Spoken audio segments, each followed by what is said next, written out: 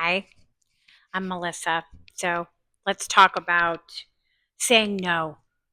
No is a complete sentence, right? It's hard to say no, isn't it? Especially if we're people pleasers.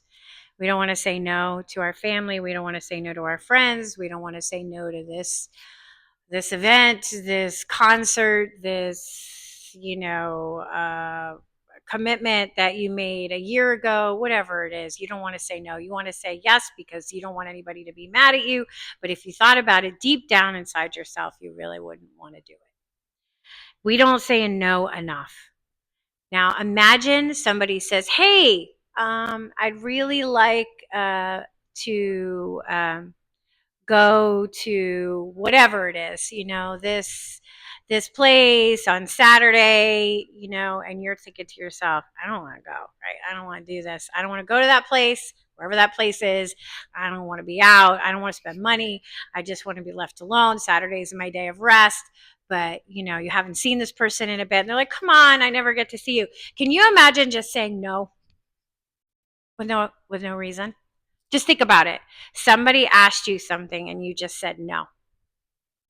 Not, no, sorry, I have blah, blah, blah, blah, blah. Or, no, because I already made plans for that day. And meanwhile, you didn't, but you just don't want that person to feel like you're rejecting them. Can you imagine just being like, no, I can't. Sorry. No, sorry. Look, I just said sorry because it's in gray. No, take out the sorry. Just take out the sorry. No, I can't. I can't imagine doing it either. I have gotten better at saying no, though. I do say no a lot, but I still say no, sorry, I can't because, and I give an excuse. So, I mean, just getting to the point that our boundaries are so strong that we just say, no, I cannot. And that's it. Why we apologize for something we can't do or we don't want to do. Why do we feel so guilty that we have to apologize for it? And think about it, especially if it's like a best friend or a family member, right? How enmeshed people are in their families, like if my mother asks me anything, you know how hard it is for me to say no. I say no. I do, but I feel terribly guilty and she knows it. I'm like, no, mom, sorry, because I'm really busy. I have this. And, oh, I understand. No. And she's making me feel guilty.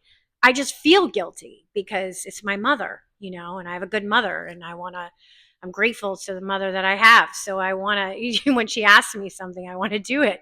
But, what happens is when we say yes to everyone around us in our life and every commitment in our life. It could be as simple as you're getting a text message, you're exhausted, you had a really tough week, and a friend texts you, hey, can you talk?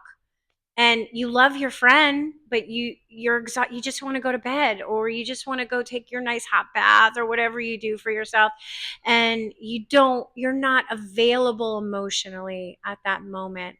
9 times out of 10, we will say, sure, I'm available for you. So saying no is very powerful. It's very powerful, and it is spiritual work. It is spiritual work. So next time somebody asks you to do something that you really, really don't want to do because you just don't have the bandwidth inside to do it, maybe you don't have to just say, no, I can't, because that feels rude to you, but you could say, no, I can't this weekend or this day or this time. I have some other commitments I have to do. You can say it any way that makes you feel comfortable, but try to say it without apologizing. I mean, I'm telling myself this too as I'm speaking it on the video. I never don't say no, I'm sorry. There's always an I'm sorry. And I've gotten so much better at the no's, though. I really have. Like, if I am not available, no, I'm not available. And I don't feel guilty about the saying no, but I feel guilty that I'm going to hurt somebody else's feelings, so I still apologize. But for myself, because I'm taking care of myself, no, I don't feel the guilt. All right, try saying no. See you next time.